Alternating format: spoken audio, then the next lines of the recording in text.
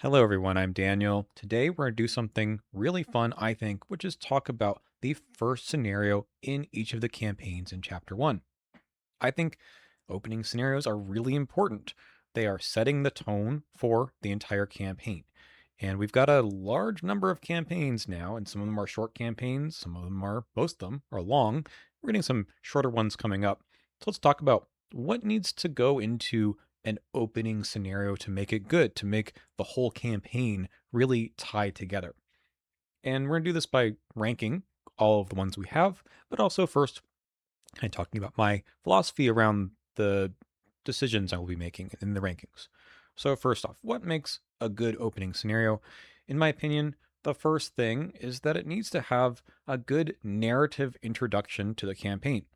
And by this, we're talking about setting the scene for the story that we're going to be telling, getting the characters, getting the mood, right?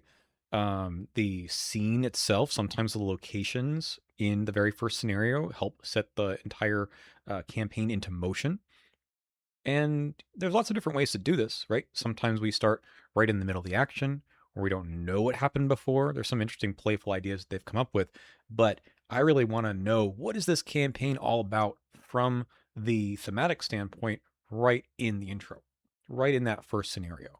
And sometimes there's a good story to be told throughout that particular scenario where they start introducing some of those characters, maybe in an interlude or an agenda flip, and that's memorable, right? We want scenarios to be memorable from the narrative standpoint, also on the mechanic standpoint. And I think the mechanical introduction to the campaign is just as important.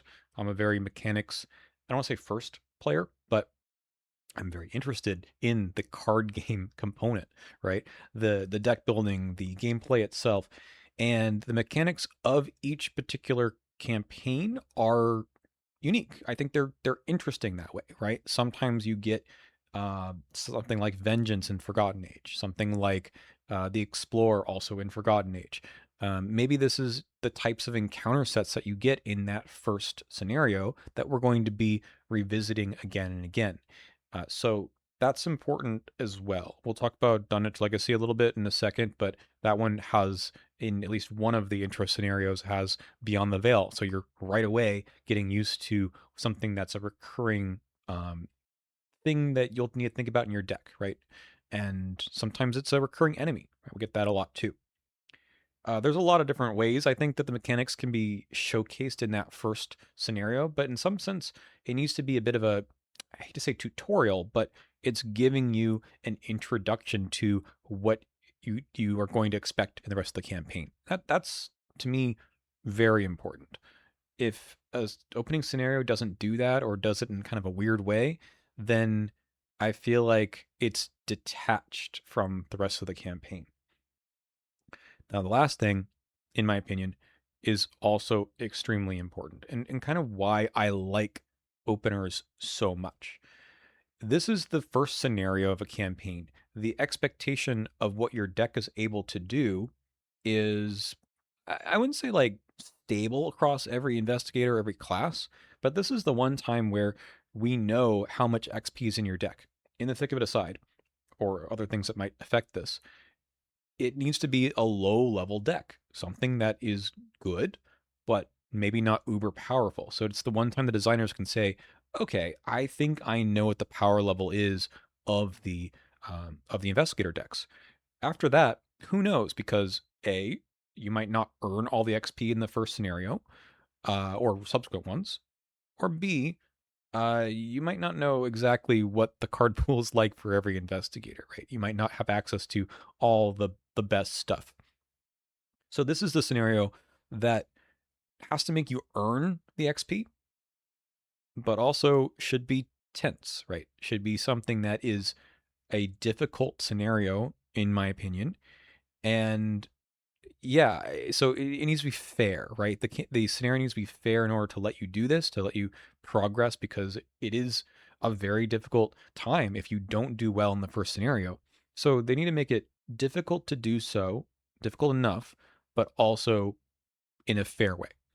I know that's threading the needle a bit, right? This game to me is best when These scenarios are tense but fair.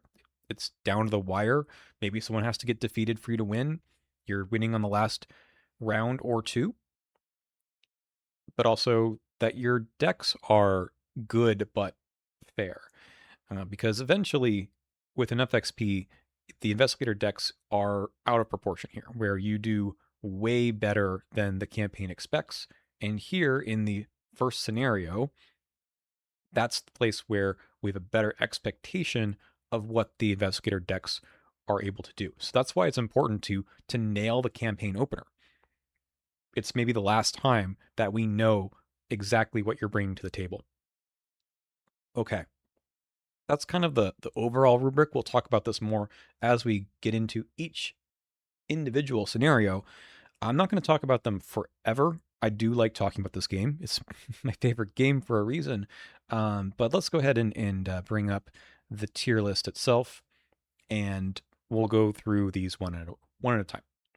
So just to sort of change the title up there, we're going to be ranking all the chapter 1 openers in this tier list. There's 5 different tiers. So S is where I think they've successfully made a campaign opener where it feels tough, it feels fair, it's checking off all the boxes in terms of the narrative, making me excited to what happens next, right, in the story, but also introducing elements of the mechanics of that campaign that's going to make this campaign feel unique and interesting. So, um, everything that all the scenarios that are doing all those things in a way that I feel is successful. Again, this is all my personal opinion. It's going to go up in S tier, and then below that, it's going to get deducted some points here and there. I'm only going to, I mean, I don't even know. We might have a D tier, certainly a C tier or so opener, but those are where there's something totally missing for me in terms of, again, it doesn't have to be that they're easy, but they're missing something in terms of setting the scene for the rest of the campaign. All right. So the first scenario, the first campaign that we have, of course, is Night of the Zealot. And the first one is The Gathering. I'm just going to throw this up here and not rank it right away, but just to talk through this. I mean, it probably is a B tier. Now, we have to give The Gathering some points for it being the very first scenario in the game. So not only is it setting the scene for what is this game, what is this this mini campaign, Night of the Zealot, and what are you supposed to do, right? It has to hold your hand a little bit, so it does serve as a tutorial for what are you supposed to expect, and I think it does a good job of that, right? Now, with having played it with a full card pool, even with a reasonably large card pool, let's just say after like 2 cycles or 3 cycles, it's pretty easy and doesn't have a lot of tense moments. It's got the really good one at the end where the ghoul priest shows up and you're saying, what am I supposed to do here? Right? And you get the idea, well, let's go over to talk to Lita Chandler and maybe she'll help out. And that's really cool. It's telling a good story here. But I mean, maybe I'm talking myself into A just because I know it's a short scenario. It's not great, but as an opener, it is setting the scene. There's no special mechanics in Night of the Zealot, so it's not something that's like that big of a deal to have to worry about here. And that's where I mean, I think I'll leave it in B, and just in the sense that it's not that it could have been better. I think the Return to version of it that makes it more of a fleshed out scenario would hit a lot of the marks. But it's just the original campaign. It doesn't have to do a whole lot. I'll leave it in B. I may go back and fix this. All right, the second one is dunnage, and there's 2 different scenarios that you can choose for scenario number 1. So let's pick out extracurricular activity first to talk about. This one, you're starting off in the Miskatonic Quad, and you're told, well, first off, you're told, do I want to go look for Warren Rice or for Dr. Francis Morgan? Warren Rice is at the university, Francis Morgan is at the Clover Club. Okay, so you're told to go look for him with not a whole lot of other instruction, which is typical of this era in Arkham Horror. and all kinds of stuff happen, right? It's a very exciting scenario to me because you have the experiment show up and you're trying to kill him or not. You have multiple different objectives you could complete, which is really fun. You're also introduced to a whole slew of encounter cards that are going to be important. So I mentioned before Beyond the Veil, but also, I mean, that's part of Beyond the Veil, Visions of Future Past, the whippoorwills, right? There's a lot going on in this one that helps you think about what to expect later on in this campaign. Um, it's a pretty easy scenario to just get away with, but it does introduce, I think, the game in a better way than the Gathering does, in the sense that it's a full scenario. It's not going to just take you 15 minutes to get a couple clues, move to a location, get some more clues, kill the ghoul priest. Like there's more going on here, and it is more interesting. I'm going to throw it into A. If it were a little bit more tense, which sometimes it can be, depending on if you're trying to kill the experiment or not, I think it goes in A. Now, House Always Wins is not. This is going to go down to C. And uh, a lot of people do enjoy this scenario. I personally don't. I think it's a very interesting scenario in terms of, hey, what else can we do with this card game? If we're not doing the basic investigate, fight, etc., what else could your cards and actions be used for? Gambling in a casino. That sounds fun. Not a casino, actually, but you get the idea. Okay. That's not a good way to start a campaign. Like, narratively, sure. It's kind of cool. You go through this old Italian restaurant, you go to the back rooms, talk to some guy who's passed out. I mean, there's some cool stuff there, right? But it feels much more of a relic of, well, we're trying to figure out what we want this game to be like. And because halfway through, you actually do switch back to playing the game the normal way, and yet you've expended a lot of resources doing stuff that didn't have a payoff, it becomes a difficult scenario, I think, to recover from if things don't go well or you're taking too long in Act 1. I don't think it's a good opener. It's an okay scenario too, but it's not the way I want to be introduced to the campaign. It's just doesn't have much to do mechanically with anything else you get to later. It's tough, but kind of in an unfair way, in my opinion. That's just me. I think it's fine scenario 2, although it is much harder, but it's just not among my favorites. Okay, Curtain Call. This is Path to Carcosa. This one, you only have one choice. It's just play Curtain Call. Okay. This is a really interesting one. It is still one of the hardest opening scenarios, but also one of the stranger ones because you don't really have a doom clock in the normal sense. You have a doom clock that says, how many times will the Royal Emissary show up again? Hopefully the answer is 2, maybe 1 if you're lucky. And you're constantly trying to figure out, how can I get out with all the VP? Do I flood the whole theater and have problems trying to get to the lobby? It is a very tense scenario. It's a hard one, though. It is very hard. It's memorable, right? And it's setting up a lot in terms of what the rest of the campaign is going to do.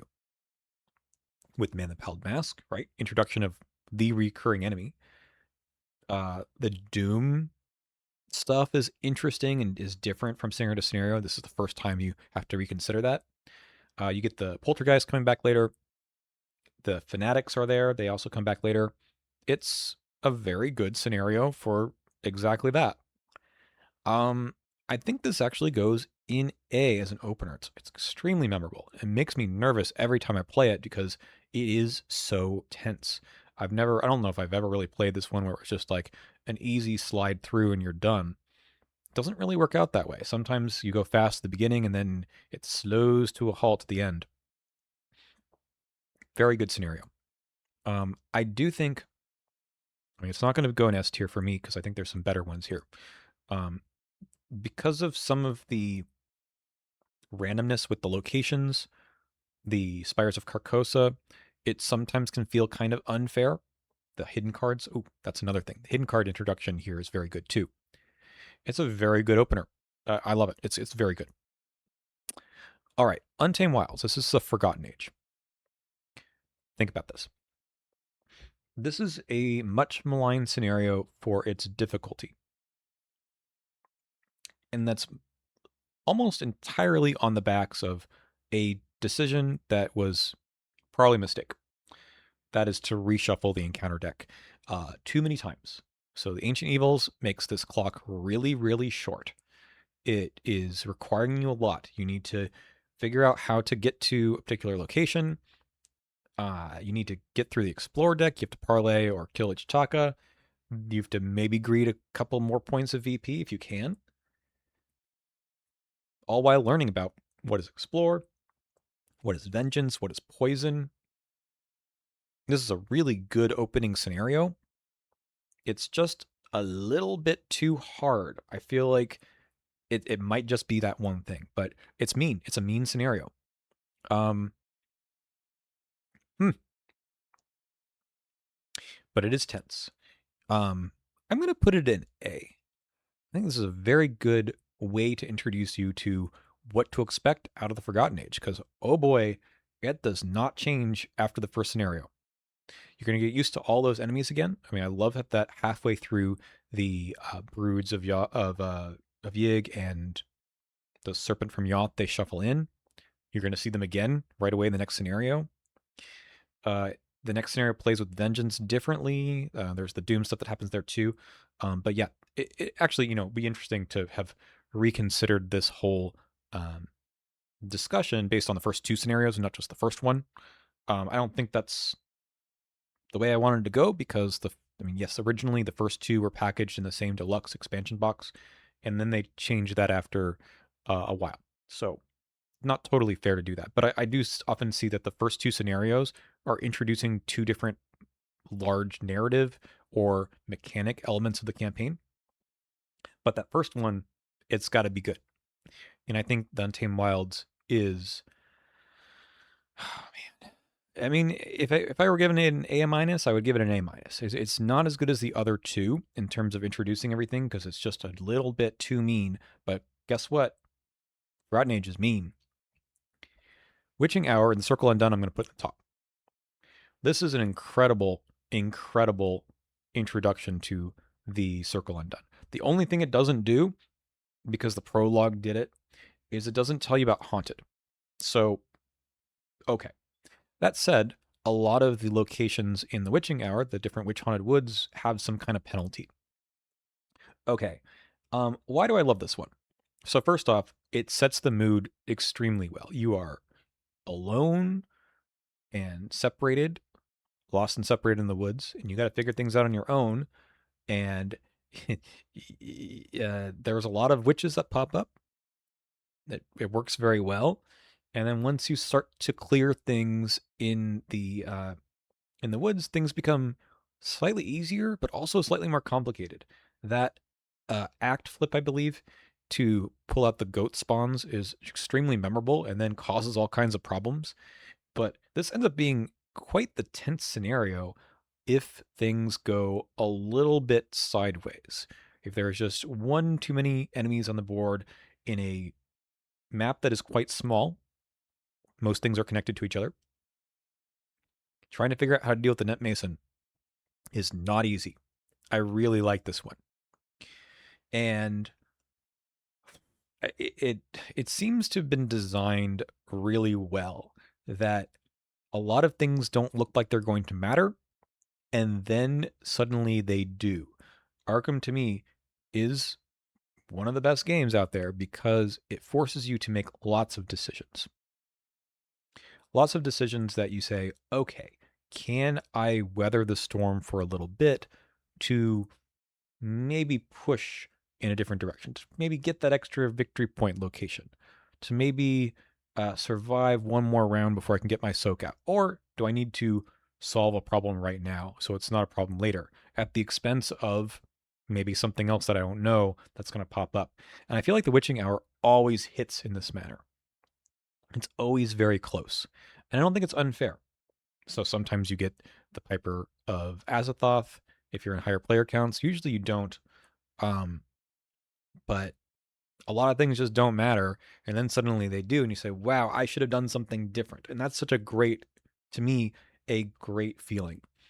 I really enjoyed this one. And the victory points, I didn't say this before, but I like getting between 6 and 8 is good for an opening scenario. Probably 7 to 8 is better than 6. And this one does a pretty good job of saying, look, here's all the victory point locations. You know what they are. Try for them or not. So you can manage to get 8. 8 is good. I think Carcosa also gives you 8 if you're able to not randomly get rid of some of the victory point locations. But I like that. There's nothing in the encounter deck like extracurricular activity. I suppose there's the Dark Young. I think he's a victory point location if you have victory point enemy if you've got a full group of 4. Anyway, I really like this one. Tree meters. There's 2 mini campaigns, so we can consider them separately in ways that is kind of weird with Dunwich and yeah, these two. Beyond the Gates of Sleep is not great. So this one has the problem of it not being a even scenario. And I think the other one, Waking Nightmare, is similar. You start this scenario with no encounter deck. And all you do is perform some tasks, some skill tests, get some clues, walk down the stairs, and then suddenly you get the encounter deck, you get all the woods and some Zoogs. That part's fun and interesting, although mechanically you're learning about Swarm. The stairs part is completely irrelevant, right? You need to do it as quickly as you can just to have enough time to get all the victory points in the last bit with the woods. But there's nothing like especially interesting or cool there. Sometimes you reveal a location that says, uh-oh, there's a Gug. And sometimes you don't. I mean, it is not a particularly memorable scenario other than the fact that there's one agenda that has like 19 Doom or something. It's, yeah, I don't think it's particularly good, unfortunately. Waking Nightmare is much more fun. I'm going to throw it in B for now. I might put it up higher. So this one, you're in the hospital, and slowly things become harder and harder because there's an infestation. You get the infestation bag, you get all the spiders. It is quite fun. The weird part, though, is that the end of the scenario, if you're doing well enough to get to that part, makes things easier. You start clearing out the infested locations, which narratively, of course, makes sense. That's what you're supposed to do in the hospital. But the token bag gets easier. The infestation tests that were causing problems, you don't even draw from that anymore at a certain point. You kind of just looking at the doom clock and saying, okay, it's just walking through and cleaning up. It's kind of already known if you're going to win or lose at a certain point. And it's not great.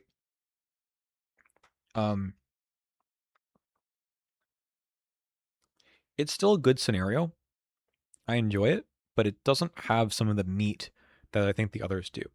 I'm starting to reconsider extracurricular activity as well. I don't think that one is as hard, but it does introduce a lot of stuff narratively. Waking Nightmare kind of does. Kind of? I mean, there's lots of spiders in the last scenario. The middle two don't really have them, other than a small bit at the end of the third scenario in the waking side of Dream Eaters. It's got a lot of flavor. I do enjoy that as a good opening scenario. I'm going to pull extracurricular activity down a little bit, just because I don't think it needs to be a little bit longer. I think I'm docking points off of Waking Nightmare because I don't like that idea of the curve of being like it's at the beginning of the scenario you're doing what you're doing at the beginning of the scenario, right? You're still getting set up, and then it becomes harder. And then as you're still getting more powerful, using all your best cards again, it gets easier. And that's just not how most of these scenarios work. Um, okay, I think I'm okay with this. Pit of Despair, Innsmouth, S. Excellent. Excellent, excellent, excellent. Just talking about the sort of flow, right? The beginning of this scenario, it's a bit quiet, and then it starts to build up. You get more locations, you get increased flood on all the locations, and you have to got to figure out how do I get from here to here without drowning. It is a very, very good scenario. I've always found this one to be a good time, and I've never found it to be easy. One time I did recently. Last time I played it with Fireland on my channel, that was probably the easiest, the smoothest Pit of Despair. We got lucky, but we had like so much more movement tech than we usually would have had that it made it easier. But I think this is an excellent, excellent introduction to the flood mechanic, the tidal tunnels, the keys, the deep ones themselves. The token bag is tough. It gets easier, which is kind of what you're trying to do. But even the encounter cards are very, very tough for scenario one. And I like it when it's difficult. The problem with Innsmouth is it gets easier from then on out. Yeah, that's a problem. This one's also really good. It might be the best. On replays, I think people get bored of Ice and Death and Edge of the Earth because it is fairly gameable. Like, you know where you're supposed to go. The first time you play Ice and Death, though, part one, you are again in a location that is in the middle of the map. And eventually it becomes a really big map and you're exploring, you're spending some clues. There's no enemies in the very first 2 or 3 turns, I think it is. But then suddenly they pop out and you have to deal with them. And it scales in terms of threats. Not only do you have these enemies that are showing up, you've got the bigger boss enemy to kill that prevents you from resigning. You're still trying to get supplies scattered around the map, trying to explore the map. It's very, very good. The narrative in Edge of the Earth is top notch. Just from the gameplay, like the stuff in between the scenarios, that part doesn't matter as much as the exploration that you get in your gameplay. Very, very good. I have no criticism there. Okay, next one. Riddles and Rain. This is Scarlet Keys. I think this is probably an A or B. This one needs to do something that the others that we've seen, they don't need to do. Concealed, the concealed keyword, and all the shadows mechanic is weird enough that they needed to make a scenario that had it, but also, you know, wasn't too difficult, right? They need to teach you what all of that is about. And just like the previous couple scenarios, you start with one location and the map starts to get bigger. You're, I mean, the narrative of what you're doing in that scenario is like not particularly interesting. You going after the red glove man, eventually you find him in the tower. Okay, great. It's not that interesting. But I think it does a good job of showing you what you're supposed to do without it being super easy. Like, again, on replays, you know where the VP is. It's a pretty, like, it's not exactly on rails what you're going to be doing. It's not as bad as, say, Beyond the Gates of Sleep, but it's pretty straightforward. And that's fine. So does it get to live in A or B? Um, I think in all fairness, it goes along with B. Again, it gets points for doing what it needs to do very well, and it's fun, but I don't think it has much meat on the bone, and that's okay. All right, that was Scarlet Keys. Feast of Hemlock Vale does not have an opening scenario. I think that's a problem. It's got the prologue or preludes, so you're in the village of Hemlock and you go around and you talk to people, but it's not a scenario. It's a prelude. And then you get to choose on day one, do I want to play one of, is it six different scenarios? something like that. And you get to choose. So none of them can necessarily be designed to show off what are the mechanics, right? I think that this campaign and most need some set first scenario. And that is because we need to make sure that there's at least a starting point that everyone has in common. After that, you can switch things up a bit. But unfortunately, what they had to do is that all 6 of those scenarios could be a first scenario, or it could be a day 3 scenario, like a 5th scenario of 6. And they didn't, I would say, successfully do that. Some of them are extremely easy on day 3, maybe most of them. Scarlet Keys also has a mechanic that's like what order you play things in, but because Riddles and Rain is always the first one, it's not really relevant to our conversation as much. So I can't, in good conscience, like rate all 6 of those scenarios and say, well, what if they were scenario 1? In Dungeons Legacy, I did because there's only 2, but I don't think I can do that for Feast of Hemlock Vale. And that's unfortunate because they don't. I mean, there's not a whole lot I would say that narratively you aren't getting right from the prelude, so maybe they don't need to do that. The mechanics are you're going to get them eventually, I guess. But I would have liked to have seen a real scenario 1. Which leaves us with the last campaign, the Ground City. One last job. All right, is this one going to go at the bottom? It's either in C or D. So, this one starts off with this kind of bizarre game between you and Ruby and the other guy. What's his name? The reporter. Anyway,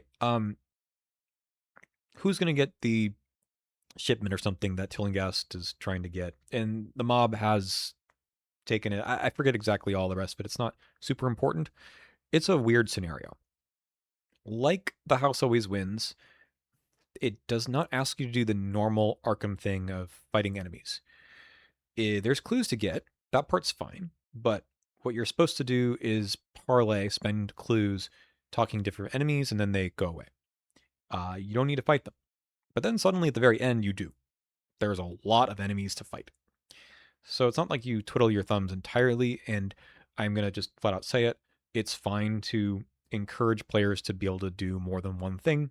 Specialization, sometimes a problem for this game. Okay, that said, as an intro to the campaign, you'd expect there to be some amount of ramifications for what you do in the scenario, or introductions to enemies or mechanics. Uh, is there anything that this scenario ever comes back to later? No. I'm so sorry. There's nothing there. It would be cool if we had seen some payoff for if it was Sadie or Naomi O'Banion that is on your side or that you're fighting. Um, there's nothing. Never comes back in the last couple of scenarios. In fact, the rest of the campaign, other than the last 2 scenarios that do return to Arkham, are somewhere else entirely with totally different creatures and aliens that this scenario is kind of irrelevant. So what's it doing here? I mean, it is a little bit of a prologue as to the rest of the campaign, but even the disappearance of the Twilight Estate, the actual prologue of Circle Undone, really sets the scene for the story being set in motion. This one kind of does, but not really in a relevant way, right? Like nothing about the gameplay with the gangsters is ever talked about again. The scenario itself isn't necessarily easy, but it does require you to do a little bit of gamesmanship for the very end of it in order to deal with all the enemies that are there. And it's not bad, but as an opener, it feels to me quite disappointing that I think they could have done more here or just had something else entirely. It just feels like since none of the enemies ever come back, that there's some disconnect, right? I mean, that's the point, right? Maybe that's an okay thing to do narratively.